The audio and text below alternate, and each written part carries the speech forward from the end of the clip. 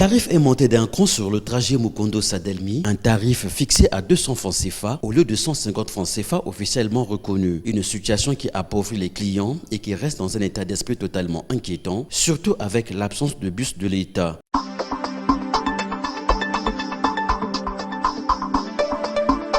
En fait, nous ne sommes pas d'accord, mais quand on regarde l'état de la route, on est obligé de faire avec, quoi.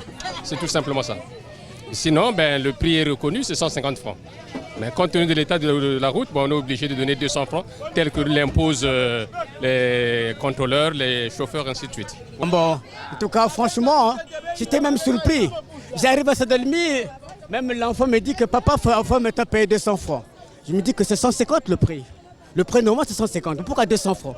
Je ne sais pas, peut-être il y a un problème de voie, de sable, je dis que non, loin de là. Et quand j'ai commencé à payer depuis le lundi que je suis derrière Sadelmi, je paye 200 francs. Même là, je peux réserver les 200 francs. Sans guise de quoi, je me demande. C'est pas normal parce que quittant d'ici jusqu'à Bakongo, on paye que 150 francs. Mais en allant juste en haut, nous payons 200 francs. Mais en ce moment, il pleut bien sûr, mais les voies ne sont pas tellement inondées que ça. Mais nous ne pouvons pas payer 200 francs parce que c'est injuste. Le bus, normalement, à un prix normal, c'est 150 francs. Et nous ne pouvons pas payer 200 francs pour payer dans un bus. Bon, je trouve que c'est trop exagérant. Parce que ça ne termine pas tellement loin. Ça doit être à 150 comme d'habitude. Je ne sais pas sur quelle base cette somme est fondée et à qui on verse ça, et moi je n'en sais rien. Et pour cause, le mauvais état de la route, longue de près de 5 km et visiblement sablonneuse, ne facilite pas la circulation routière, surtout en temps de pluie où elle devient boueuse et profite par voie de conséquence aux chauffeurs et contrôleurs d'augmenter les prix de transport à 500 francs CFA s'il vous plaît. Cela sous le silence des autorités congolaises qui ne réagissent pas, laissant les chauffeurs de bus libres comme le vent de dicter leurs propres lois. Visiblement, cette situation angoisse les habitants du quartier résidentiel de Sadelmi qui dénoncent le mauvais état de la route, l'unique voie principale qui les ouvre aux autres arrondissements de Brazzaville.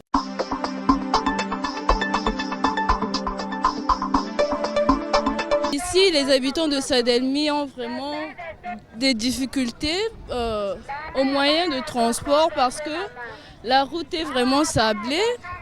Les moyens sont difficiles pour arriver ici. Et surtout quand il pleut, il y a des érosions partout. Donc les gens ont du mal à se déplacer et surtout pendant la rentrée, les élèves partent à l'école. Les bus sont difficiles, on a vraiment du mal ici à se déplacer. Mon souhait c'est que le président puisse penser à nous, qu'il puisse au moins nous satisfaire à nos besoins, arranger la route au moins pour qu'on puisse mieux se transporter. Les conditions sont médiocres. Par rapport au déplacement, on les voit, surtout quand il pleut. Nous avons un problème de déplacement ici et de transport.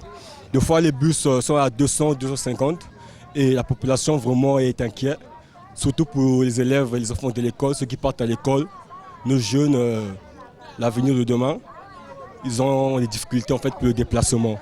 Voilà pourquoi nous pleurons un peu à l'État congolais d'essayer de voir un peu les conditions de la voie et puis d'essayer un peu de gérer, et puis on essaierait de voir avec le Congo de demain si on pourra avoir le goudron sous notre quartier de Sadelmi.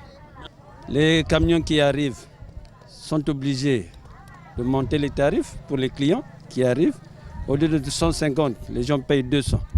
C'est pas normal. Pendant que la mairie a dit que c'est 150, ici nous payons 200. Donc on ne peut pas être fiers. Bon, mais nous sommes dans Brazzaville, hein, c'est un nouveau quartier, je ne sais pas si un jour ça pourra être arrangé, puisqu'ils ont commencé en amont là-bas. Je crois que ça viendra un jour.